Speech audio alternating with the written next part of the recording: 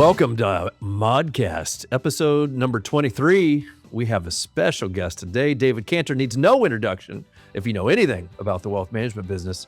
But today we're going to get into Canter's the 6 key assumptions about the RIA industry and the characteristics of a true platform. Gary, how are you, man? I'm great. You're great? I'm great. Yeah, I'm great. It's great Gary to have the Great. All right. Gary. We have an amazing friend in David Canter. David, how are you? Yeah.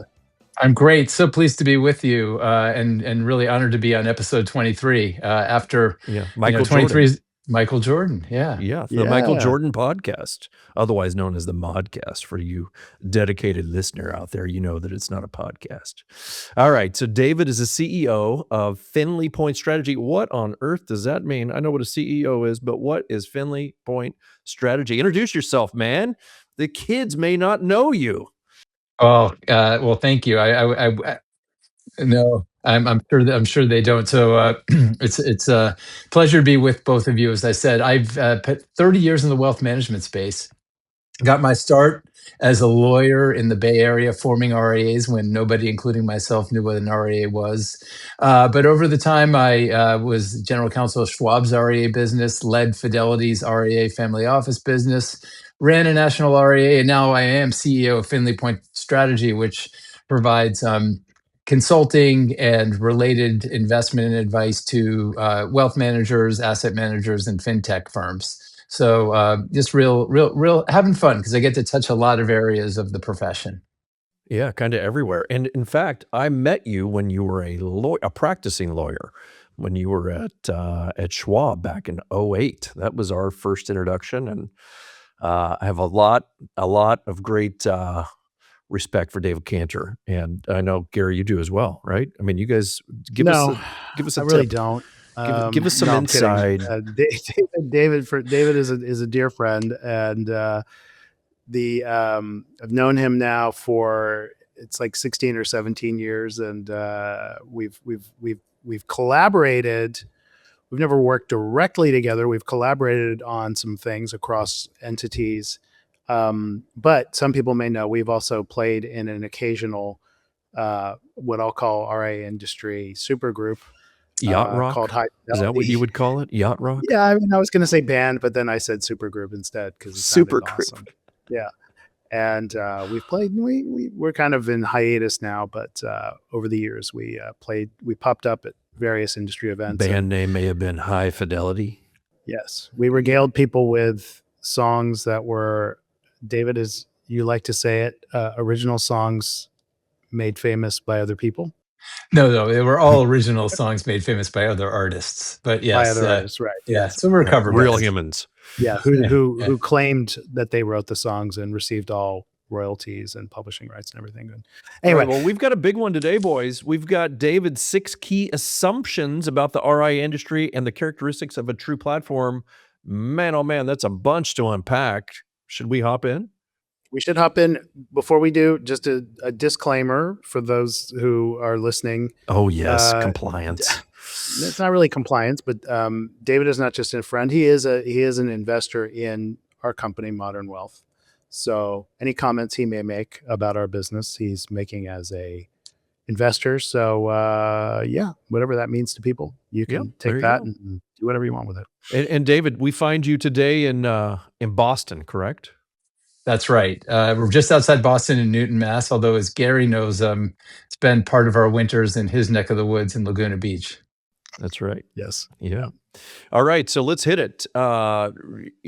What industry trends have you kind of followed? Are you seeing? What are the 6 key assumptions about our industry? Yeah. Well, I mean, there are a bunch of trends that I think we're going to unpack a little bit, but I like to start with the 6 key assumptions that really kind of hit the world of advisors and consumers alike. The first one is that, consumers are gravitating toward comprehensive financial guidance. So there's a need for financial guidance, and consumers want it. I've said this as early as many that there's still a bull market for advice. The second is that consumers and advisors are gravitating to that fiduciary model. So they don't only want advice, they want a provider, an advisor that, puts their interests first and is obligated to do that. Um, it's still a fragmented space. So, there are bigger and bigger firms, but there's still small firms out there that are acting like artisans, that have small shops and delight their clients. So, fragmentation is not going away, but there's, this steady heartbeat, as I like to say, of consolidation. So, I think the industry is kind of in a concentrating space. Um, I think that, and we'll talk more about this, that it's more important to have what I call a platform, and that this platform is there to help advisors provide leverage, give advisors leverage to provide better advice to clients. Um, and I think the fifth one is having a platform is necessary for firms, that have to address things like being subscale, or finding operating leverage, or actually having talent to serve clients. And I guess the last one is, you know, despite the fact that by our count at Finley Point Strategy, there are 75 private equity and sovereign wealth funds that are existed.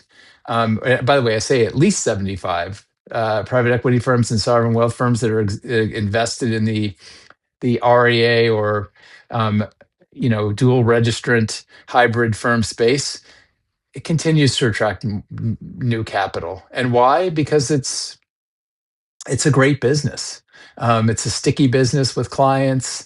There are many ways to win, and we've talked before about all the levers of growth. So those are the six trends that I see. Well, let's on number 6, so it's 75-ish firms, private equity firms that are backing one or more quote unquote RIA platforms in our space, right? Like or hybrid platforms. And Gary and I have recently heard there's somewhere between 40 and 50 additional firms looking to get in. Like they're knocking on the door, right? Is that kind of what your math says as well?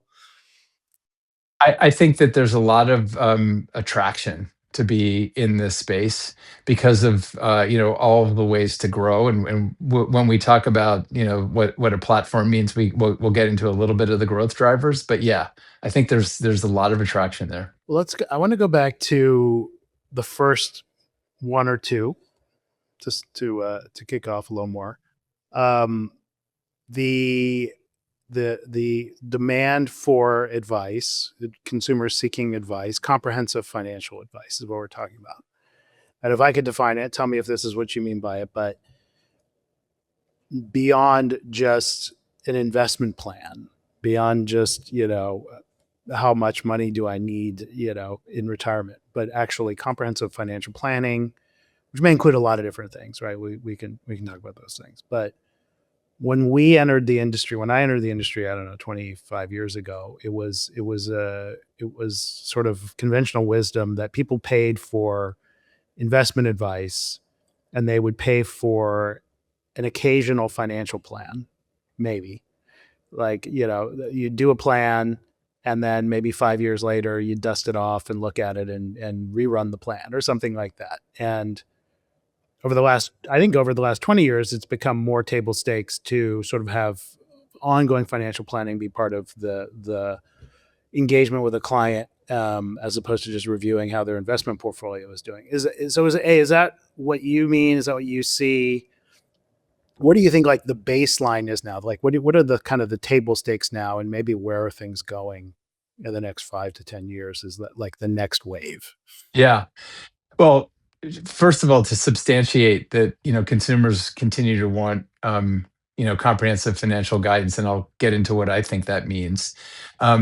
You need to look no further than the Investment Advisor Association's annual snapshot report, and they report on the number of consumers that are in advice models. They report on the number of advisors. They report on the services. They report on the growth of the profession. So Right. it's substantiated, and it's not just the number of clients, but the assets keep rising too. Yeah. Um, so I agree with you. I think that you know the notion of what are the services actually goes hand in hand with a platform. And I think there are 5 key aspects of, what it takes to be an RIA platform or a wealth management platform. And those are the things that, consumers are gravitating to. And if it's okay, I'll just list them and we can get into them. Yeah, no, we're sensing that you're a list guy, so go ahead and give us a list. Yeah, I guess I am a list guy, although, I tend to forget, many of my lists. I think the first is you nailed it, like all manner of planning. Financial planning, retirement planning, tax planning, college planning, philanthropic planning. I mean, you have to do the diagnosis to help a client plan. Um, then number two is all manner of, the investment equation, asset allocation, investment selection, modeling and rebalancing, monitoring.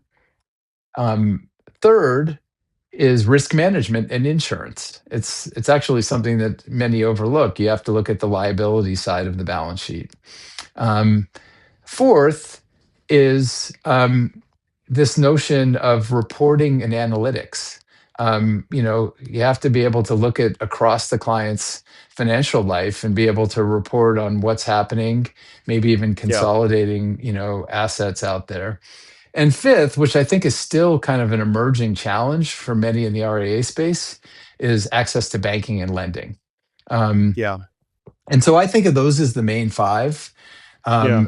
Now there's some pocket parts, but to answer your question, Gary, I think that that's where, the industry has evolved is you have to have those set of solutions to meet the client where they are. Got it.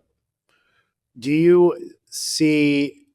So I kind of want to go back to the 6 key assumptions. So the demand for comprehensive advice by consumers, and then you said the gravitation to the fiduciary model. So I'm going to say this. This is my belief is consumers don't know what a fiduciary is, and that spending time explaining it to them is not really that valuable, as opposed to but the fact that they generally want the output of what it means to be a fiduciary. So like whether you explain to them what a fiduciary is, or like suitability versus best interests, that the most important thing is that you're actually delivering what a fiduciary delivers, and that they feel that, and that they understand what they're getting. What do you think about that? I base that on like having tried over the years to sort of explain to people who are not in the industry what it means to be, an RIA versus a broker, and fiduciary, standard versus suitability standard. And people just go, well, yeah, of course I want you to act in my best interest, Right. but like, That's a dumb question. Of course I want right. that. Yeah. Isn't everyone? So do you think is that people understand it, or that it's just naturally like what makes sense to them? Well, I think there are a couple things. One is it's a result that perhaps has many causes, and I keep going back to that Investment Advisor Association snapshot report. That's where consumers are tacking. Perhaps they're even Yeah. tacking into the wind there. Yeah. The other thing is that you're right.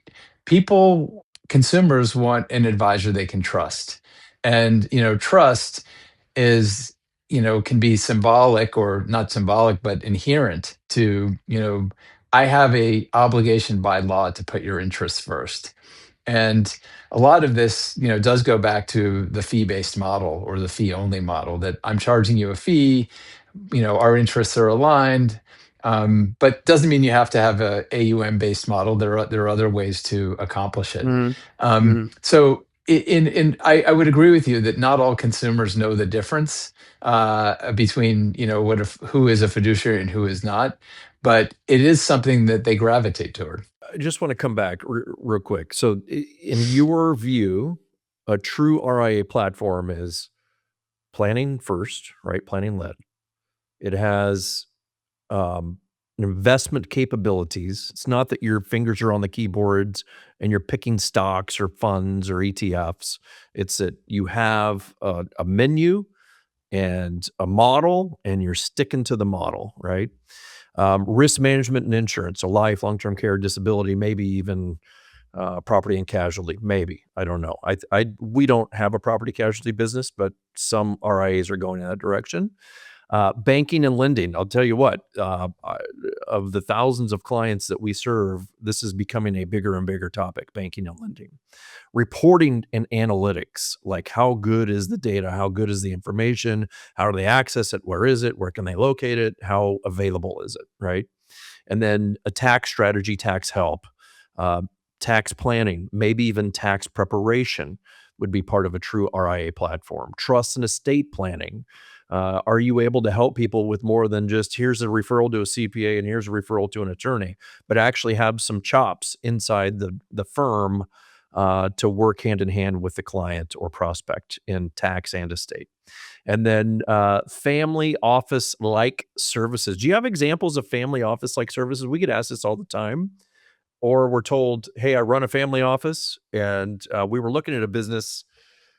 I'm not going to tell you where because it'd be easy to figure out who this was, but we were looking at a family office business. In And he said, America. yeah, I'm really in the family office space. And we'd love to come in and we'd bolt on to Modern and we would be your family office solution. And I said, great. Like, what are you doing today that would, like tell me what business you're really in? And he said, well, this morning, I had to get the client's jet washed. So we had to go out and figure out who could wash their jet while they had a layover in a particular city they were in. So I spent my morning getting proposals on people who could wash jets. Like, that's not the business we're in. What are family office like I mean, services come when on. you There's think about that? nothing worse than a dirty jet. When Yeah, you're dirty your jet. own private jet. Like nothing. Yeah. I've never actually been on a private jet. Just for all of you out there, I'm sure that's disappointing news. For I many have. people, I've been but- on clean private jets and dirty private jets, and I can confirm a dirty jet's not a good place to be. Well, I mean, I want the inside to be clean for Yeah, sure. But I'm for assuming you're sure. gonna I've do been all on that. a dirty So- inside too. Anyway, I will say that I have had the privilege of being on a private jet, and probably the most fun was on a private helicopter. That was fun. I have some friends to thank for that.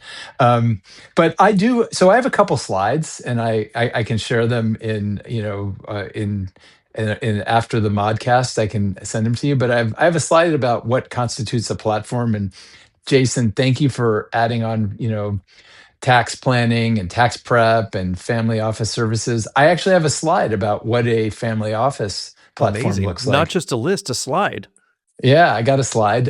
Now you'll find that some of the components of a family office platform are going to be very similar to your old wealth management platform. It's just how you chisel down, if you will. But there's a saying that you both know probably in the family office world, which is if you've met one family office, well, you've met one family office. Yeah. Because not every and- family office watches jets, for example. Well, and some are, some may be looking after 8 generations of beneficiaries or onto the next gen. Some may have an operating business attached to them. Some may actually, do supervision and payroll for the operating business as well as the investments of the family. Some may just have an investment focus. But I've broken it down to, some of the kind of straight over, some may have, a private jet, administration, leasing, and employing the pilots. But I've broken it down into good old fashioned, wealth management and investment oversight, financial and cash flow management for the family, which could include writing checks to beneficiaries. Um, Many family offices have trusts, so it's not just trust planning, but it's more of the trust administration or the estate administration, especially if you're into a multi-generational um, environment. Uh, Still, tax compliance and reporting. I think you talked about private jets. That probably flows into lifestyle and concierge services. And by the way, there's some really interesting, family office technology out there that will help you, for example, if you're managing, dozens or scores or hundreds of real estate properties for families, that'll help, that family. Um, philanthropic and impact strategy. And then, of course, governance and education.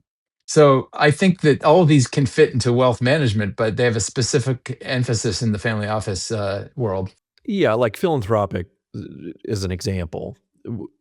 We would say that we're capable for our client set to have that discussion with them, right? We have the ability to have that discussion.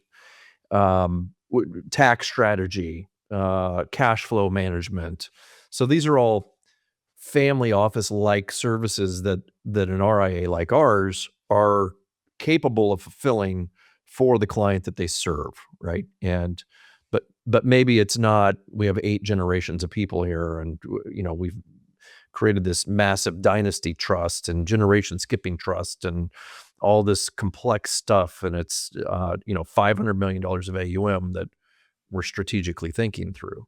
But a lot of what people call family office services it is delivered by an RIA platform like ours. I would agree. And by the way, it's important that we're talking about this because it's the old adage, what's good enough for institutions come down to retail. So we have to be on the cutting edge of all this because, not to use that oft used term, the democratization, but I think we're seeing the democratization of family office services Yeah. and unfolding. Yeah. Yeah. All right. So you have, in addition to your, um, you know, 6 key assumptions, you also have 7 layers or 7, well, it might be. I had a 7-layer chocolate cake the other night. Maybe that's what I'm thinking about. But you also have the 7 levers of growth.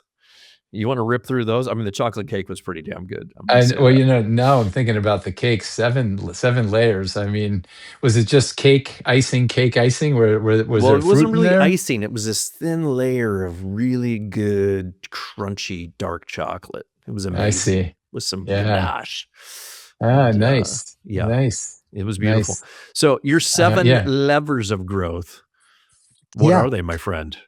Yeah. Well, thanks for asking. It turns out I am a list guy. I've got like, 5 and 6 and 7. And we're on episode 23. So I mean, I just think it's I use these as a marker to figure out, how is my firm, growing?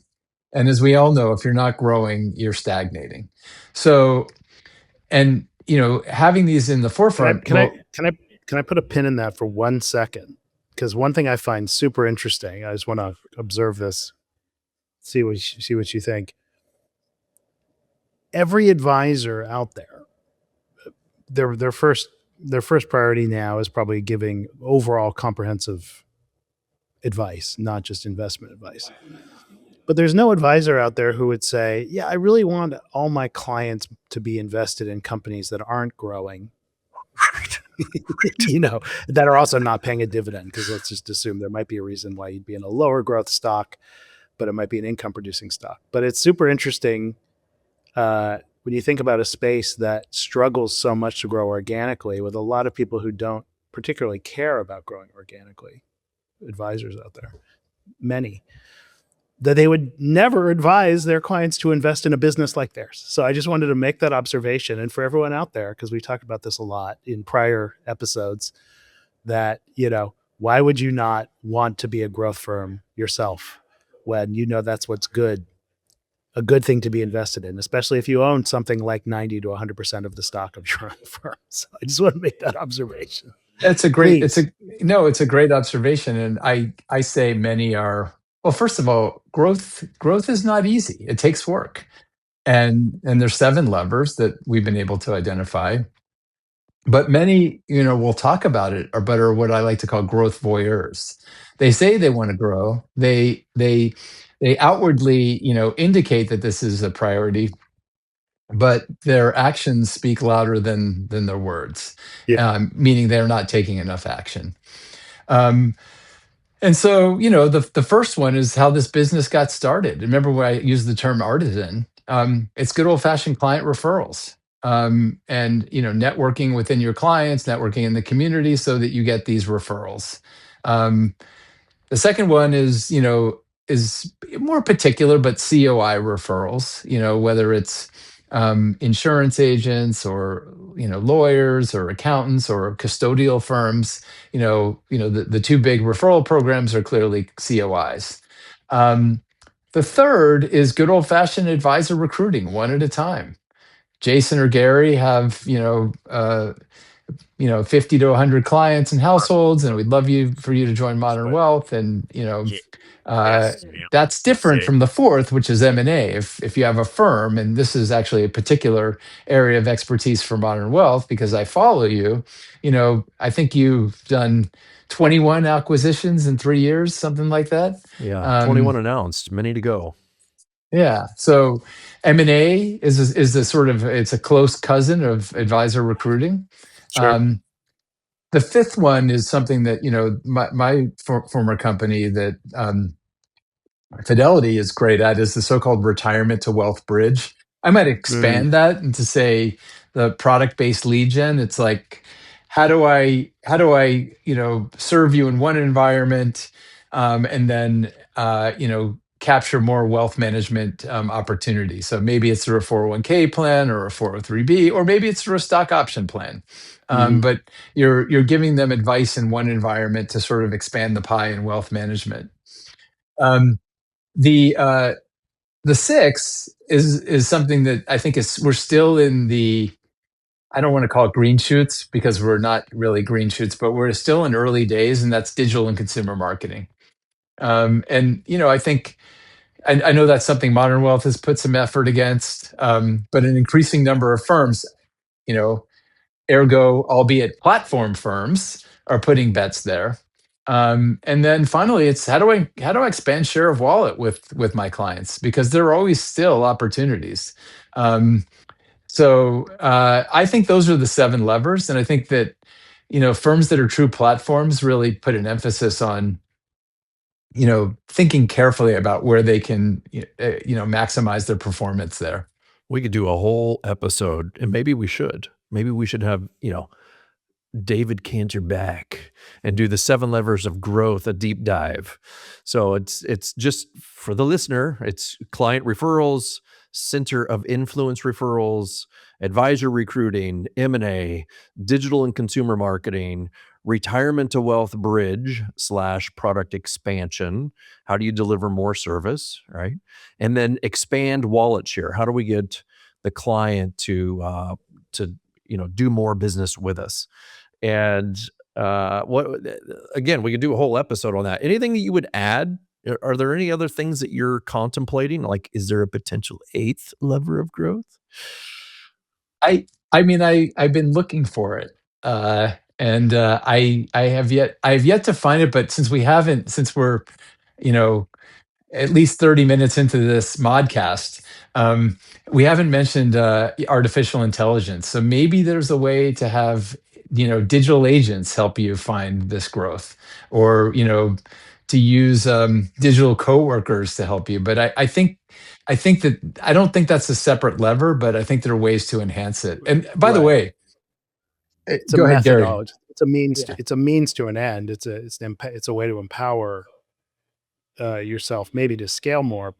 We think. I mean, we'll see. The idea that we just, our last episode was actually on this topic, on artificial intelligence in wealth management, and we'll undoubtedly have many more. So, but there definitely is a case where it's so early that I certainly don't want to be on record on making any absolute predictions, other than it's going to have a huge impact.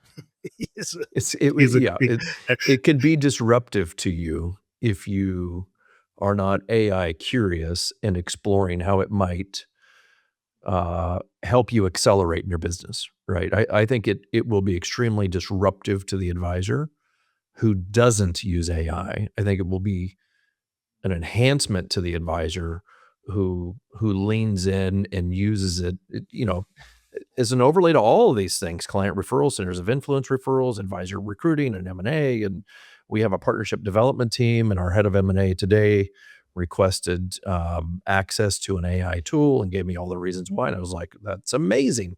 If you can get that done so quickly with that particular tool, of course we should try it. right? So I think it's disruptive to the advisor who's not willing to explore, but it will be incredibly productive and helpful to the advisor that leans in and wraps themselves in some of these tools. It just makes your advice better. I would agree, but I'd also agree with both of you that we're still in the early days, and I Yep. don't think we're in the Howard Marks um, period. Howard Marks is famous for saying to be early and right is still wrong.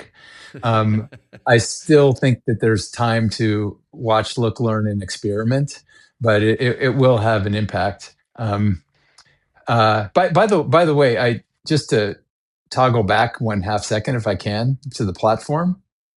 Please. Um, Go. Yeah. I mean, what one thing that I think is really fascinating about the era of the platform in the RIA space is back when I first got to know each of you 16 to 20 years ago, um, there was no such thing as a quote unquote platform. An RIA firm was just a bunch of advisors serving clients. But now you have the platform, but you have this creature called the home office.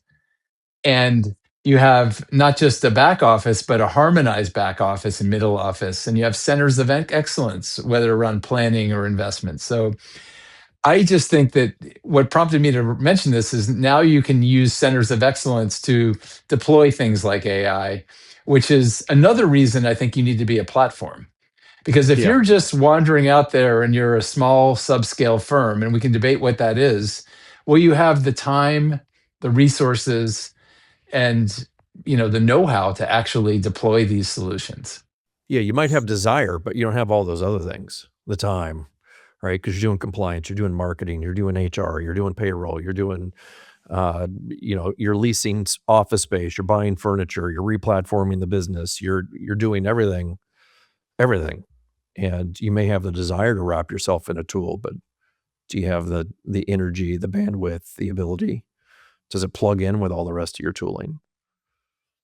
Yeah, I mean, and to me, this is all about who owns the future in this space. Like we know who sort of dominates the present and the past, because there's a lot of firms that would say, "Yeah, I don't need to do all this stuff. Like I'm successful, I'm fine. My clients don't need this because their clients are their age. With the average advisor age of the average advisor is 58 or something like that, 59." Someone once joked, the age of the average advisor is whatever it was at that point, and it goes up by 1 year every year, meaning like nobody knew what's coming in. I don't think that's entirely true. We have quite a few young advisors in our business, but uh, the well, let me we do need to wrap, and I think that we have a lot still to unpack. So we may try to lure you back for a follow up episode on the 7 levers of growth. But this is probably a leading question, but in the time we've all been in the industry, this feels to me like the most dynamic time I've ever seen. The pace of change, evolution, new firms, obviously new money coming into the space, consolidation, client offerings. Now, technology has always been rapidly evolving and changing things, but now seems to be moving at a pace that we haven't seen in our careers. But David, you see this across many firms. I'm curious if you agree with that, and what you think of now versus other points in your career in terms of how you see this business with on the large scale. Yeah, I definitely think this is, a very vibrant, dynamic atmosphere. But at the same time, I think that there's back to the whole growth component. There's a question about, for these really big firms. So Modern Wealth is a scaled firm. You're a platform, but there are firms out there that are 200-300 billion in assets, and you know the growth imperative there. If you want to grow at a double digit, compounded annual growth rate, it's harder.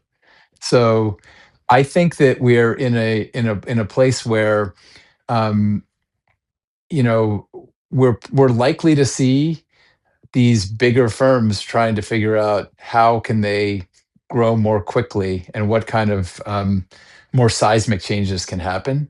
but yeah, I think this is a very dynamic time. I think that there's as much change that's going to happen in the next 5 years that we've seen in the last 15. But I always come back to, and I think this is really important, the Jeff Bezos thing, which is, everybody asks what's going to change in the next 5 years, and there will be changes, but we have to sort of go back to the core. What's going to stay the same? Mm. And I actually believe that things like artificial intelligence, things like having a platform, um, I'm taking it right back to those 6 key assumptions. They're going to make you more able to provide a delightful and differentiated client experience. And that all starts with the advisor. You just have more scaffolding around you. Yeah, I think just the delivery of advice, and one of your very first things was a true platform is planning led. I think all of these tools are just going to make the client experience better than it is today, right? It's we strive for excellence. These tools will help you deliver excellence. And I think that's what happens over the next 5 years. Hey, my friend David Canter, I know Gary and we were looking forward to this one. We've got to get to the 7 levers of growth in a lot more detail. And that's what we're going to have you back to do, the 7 levers of growth with David Canter. So, hey, all your favorite listening devices and podcast and streaming services, go like, share, forward. If you want to connect with us, it's modcast.show. I'm getting so much better at this, Gary. It's Yeah. 23 episodes in. You're not reminding me. Paul's not yelling at me. It's all good. Any last words? Well, it's been a pleasure having you, David, and we will continue on with you if you'll come back. We'd love to have you back on episode 20 something. All right. Yeah. Well, I go right back to my hero, Jerry Garcia, keep on trucking. All right. All right. With those words of wisdom, we will wrap episode 23. Thank you. Thanks, David. Great to see Thank you all. I'm Thank you, Gordo. guys. That's Gary. And that's our good buddy, David Canter. Until next time, thanks for watching the Modcast.